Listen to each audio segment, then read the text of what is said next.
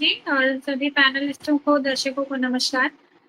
बिल्कुल सही शब्द इस्तेमाल किया वहाँ पे जो भी आए थे प्रोफेसर साहब उन्होंने, और हमारे पैनलिस्ट ने उसको दोहराया।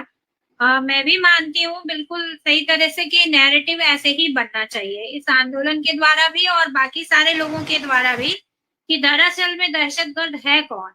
और असली दहशतगर्द इस देश में इस समय वो स्थापित हो चुका है लोगों के दिल दिमाग में। ऐसा भी नहीं है कि लोग उस बात को समझ नहीं रहे, उसको इतना स्पष्ट कहने की कला सबको नहीं आती है, लेकिन सच्चाई यही है।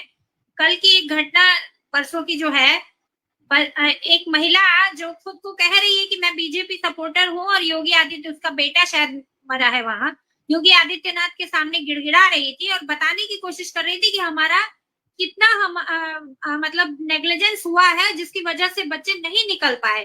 तो लेट हुआ दमकल को आने में, या और भी जो चीजें होनी चाहिए थी तत्काल शायद होती तो नहीं, वो बताने की कोशिश करने लगी। और उसको उन्होंने क्या शब्द इस्तेमाल किया, वायरल है, कि भाषण मत दीजिए, और माइक ऑफ कर दिया पीटीआई ने।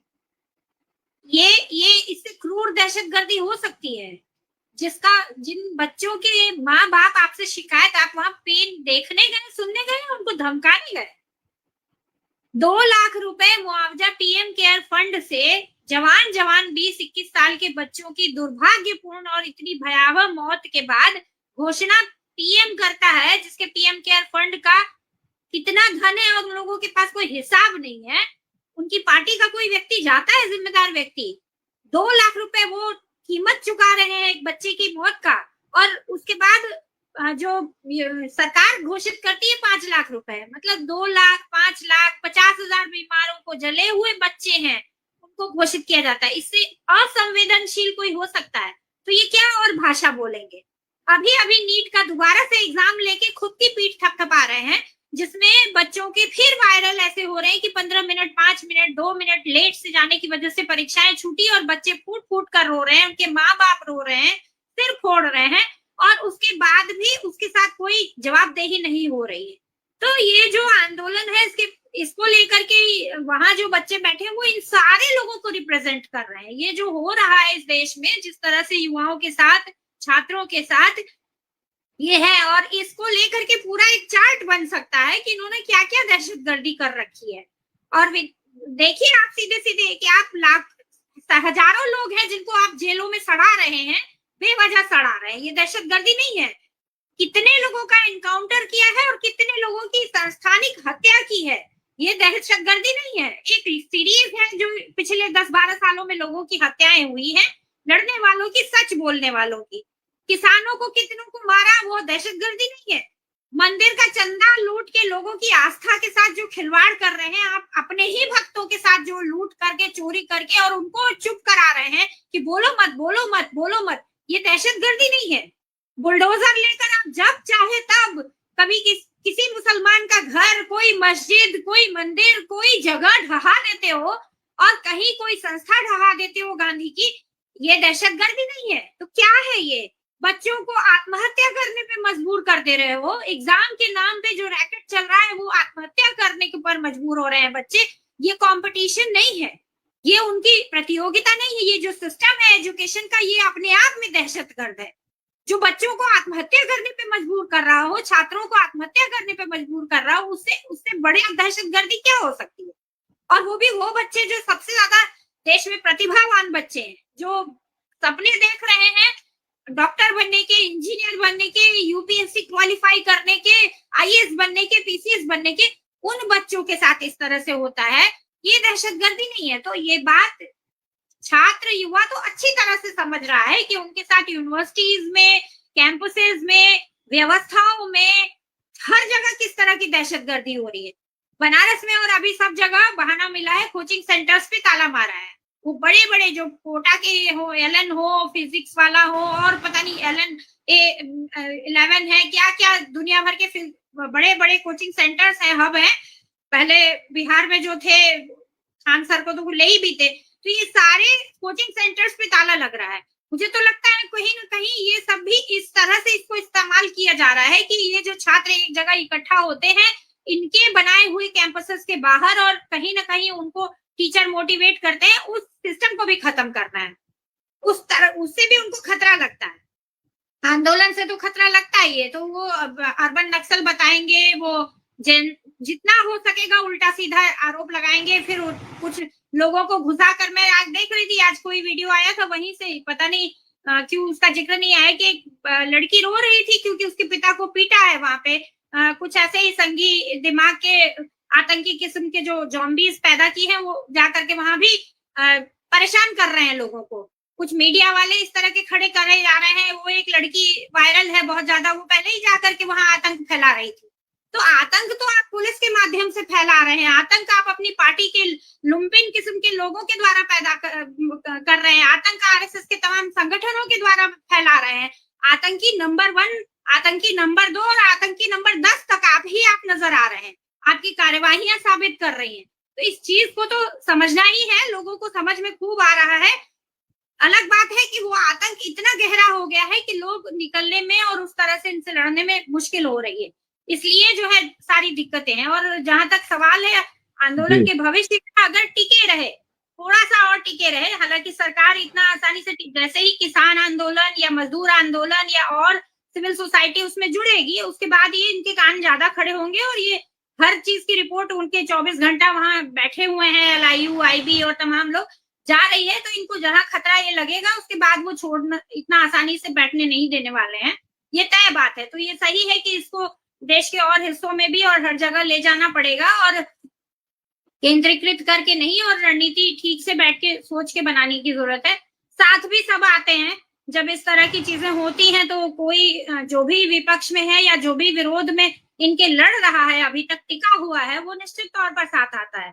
आने के लिए ही सारे लोग उतावले हैं, कहीं ना कहीं सब अपनी अपनी जगह से लड़ ही रहे हैं, समर्थन में ही हैं, क्योंकि इस मुद्दे को लेकर, शिक्षा का मुद्दा हो या ओवरऑल देश की डेमोक्रेसी का सवाल हो, और देश में जो सबसे बड़ी बात कि जो ये सत्ता की का आतंकवाद है, उस सत्ता की तानाशाही और आतंकवाद के खिलाफ लड़ने के लिए तो हर कोई, हर नागरिक जो भी थोड़ा सा सेंसिटिव है, वो तैयार बैठा हुआ है।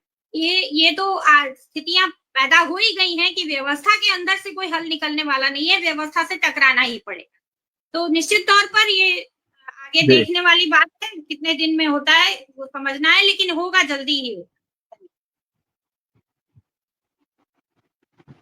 जी, बहुत शुक्रिया आपका डॉक्टर तिवारी जी। आपके पास आता हूँ, आपने युवाओं की आवाज आपने सुनी, जंतर मंतर की जो आवाज है, वहाँ के आंदोलन की जो पूरा फील है, वो लोकेश जी के माध्यम से, मनीष जी के माध्यम से हम लोगों ने, बहुजन संवाद के दर्शकों ने जानने का काम किया। ये जो दहशतगर्द कह दिया जाता है और उसके बाद में प्रतिक्रिया जो है, वो पार्टियों ने जो है वो, मतलब जैसे जयराम रमेश उनने बयान दिया, उन्होंने कॉकरोच जनता पार्टी के बारे में बयान दिया, वो एक अलग बात है। उन्होंने इसे कहा संतोष और निराशा बतलाता है, तो उन्होंने एक्नॉलेज किया एक किस्म से इस आंदोलन को, और उन्होंने कहा कि आंदोलन से कुछ नहीं होगा, इसके लिए तो पार्टियों को उतरना पड़ेगा। तो पार्टियों को तो उतरना पड़ेगा, तो पहले तो पार्टियों को बयान तो अपना जारी करना चाहिए। ये जितनी पार्टियां हैं, इंडिया गठबंधन की 26 पार्टियां, कम से कम धर्मेंद्र प्रधान के इस्तीफे की मांग को लेकर सब लोगों ने अलग अलग की है, लेकिन ये जो उन्हें दहशतगर्द बताया गया, इसके ऊपर तो सबको ऑब्जेक्ट करना चाहिए था, लेकिन मैंने सबके बयान तो देखे नहीं है, लेकिन बयान तो आने चाहिए थे। आप क्या कहेंगे? मतलब पॉलिटिकल लोग जो है, पार्टीज के लोग भी, मतलब वॉच एंड सी वाली स्थिति के अंदर बने हैं। सरकार भी वॉच एंड सी वाली स्थिति में थी, लेकिन अभी चुप्पी तो तोड़ी है, और जब इसने चुप्पी तोड़ी है तो आगे फिर अब इसके आगे गृह मंत्री एक्टिव होंगे और तब उनका बयान आएगा। अभी तो शुरुआत हुई है, सत्ता ने इसको रिकॉग्नाइज किया है मूवमेंट को। आप क्या कहेंगे? जी देखिए, राजनीतिक दल अपने हिसाब से, सब कुछ वोट के हिसाब से और संसदीय परंपरा के हिसाब से वो अपना लाभ हानि देख करके, आकलन करके, तौल करके चलते हैं, लेकिन आंदोलन ऐसे नहीं चलता है। आंदोलन स्वस्फूर्त होता है, जिस हित समूह का के ऊपर हमला होता है, उसके हितों पर प्रहार होता है, वह हित समूह बाहर निकल कर आता है और वो आंदोलन कर देता है।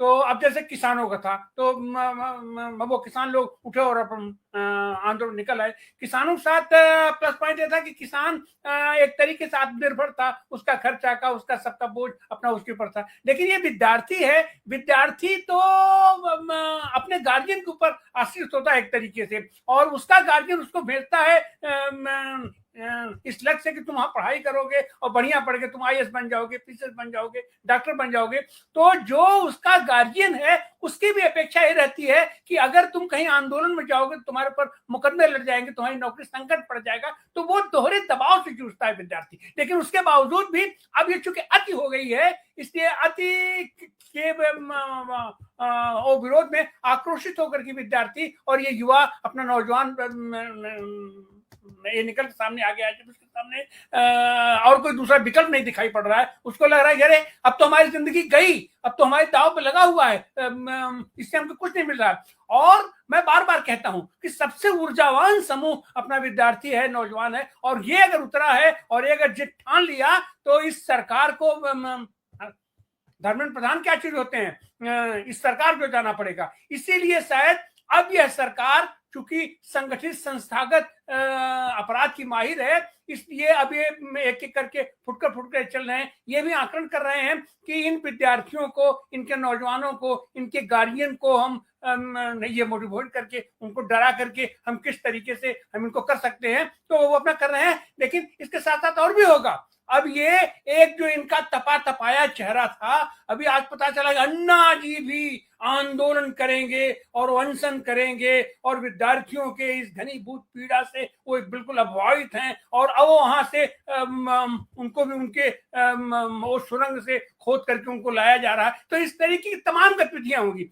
लेकिन एक चीज और भी है कि जितने भी संवेदनशील हैं, जो भी लोग नौजवानों के विद्या का और ये शिक्षा व्यवस्था के लिए चिंतित है, उन सारे लोगों को खुल करके सामने आना चाहिए। विद्यार्थी तो अपना लड़ाई लड़ ही रहा है, लेकिन हम गार्जियन की भी जिम्मेदारी बनती है। और जो भी लोग समझते हैं कि ये आंदोलन अराजक हो सकता है, इसकी कोई दिशा नहीं है, इसका कोई सिद्धांत नहीं है, इसके पीछे कोई संगठन नहीं है, तो जो लोग सिद्धांत तय करने वाले लोग हैं, सिद्धांतकार लोग हैं, संगठन बनाने वाले लोग हैं, उनकी भी जिम्मेदारी बनती है कि इसको आकर के ये जो कच्चे मिट्टी का लोधा है। और अब एक तरीके से तो ये तो विद्यार्थी अपना पूरा ये जीवन लगा दिया दाव पर, क्योंकि ये स्पष्ट है कि अब तक जो होता रहा है कि अगर किसी भी विद्यार्थी के ऊपर कोई भी मुकदमा अगर दर्ज है तो वो सरकारी नौकरी नहीं पाएगा। इसका मतलब है कि अब वो पराकाष्ठा पर अपने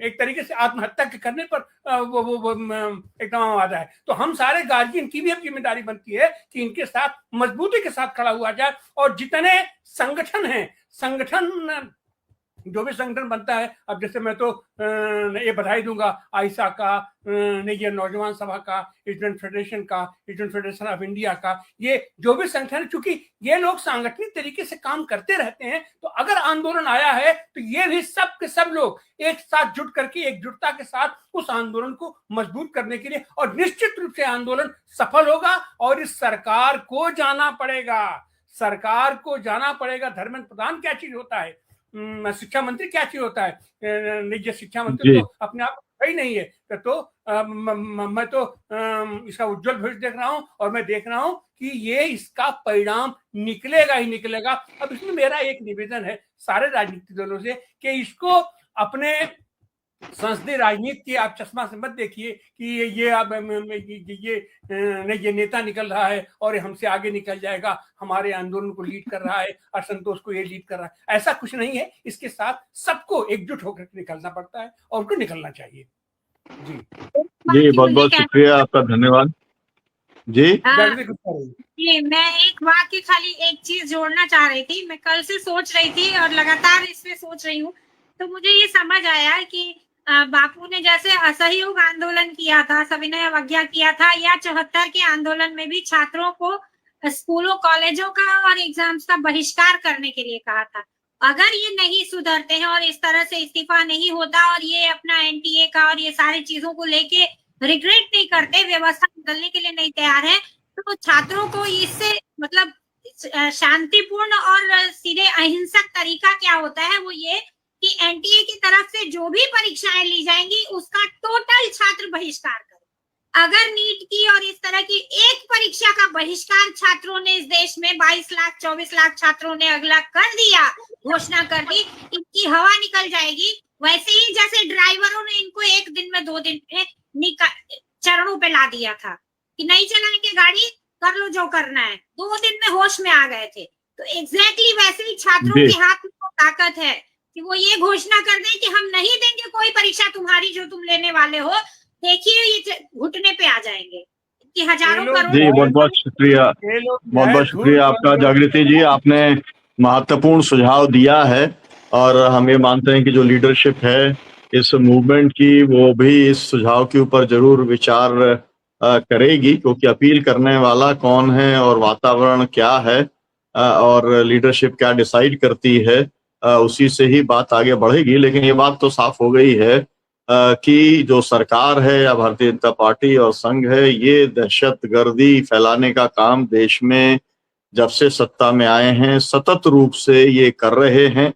और जो कुछ कहा है जंतर मंतर से, जो युवाओं ने कहा है, उन्होंने कहा है कि अगर आप ए टीम हो तो हम बी टीम जो है वो आप हमको कहने का काम कर रहे हो। तो मुझे लगता है कि एक दो टूक जवाब देने का काम किया है। लेकिन देश की जनता को ये सोचना चाहिए कि असल में दहशतगर्दी कौन फैला रहा है, आतंकवाद कौन फैला रहा है और कौन इस देश के युवाओं को बर्बाद कर रहा है, उनके भविष्य के साथ खिलवाड़ कर रहा है।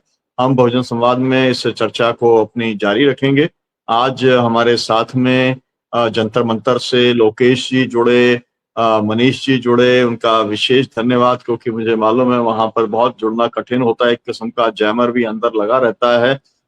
उसके बाद भी वो जुड़े। और रोशन जी का बहुत शुक्रिया कि वो हमारे साथ गुजरात से जुड़े। और जागृति जी के साथ साथ में डॉक्टर आनंद प्रकाश तिवारी, बहुत शुक्रिया, धन्यवाद। दर्शकों से अपील की वजह से शेयर करें ताकि ये जो डिबेट है ये अधिक से अधिक युवाओं के बीच में पहुंचे और लोग इसके खिलाफ में अपनी आवाज को बुलंद करने का काम करें।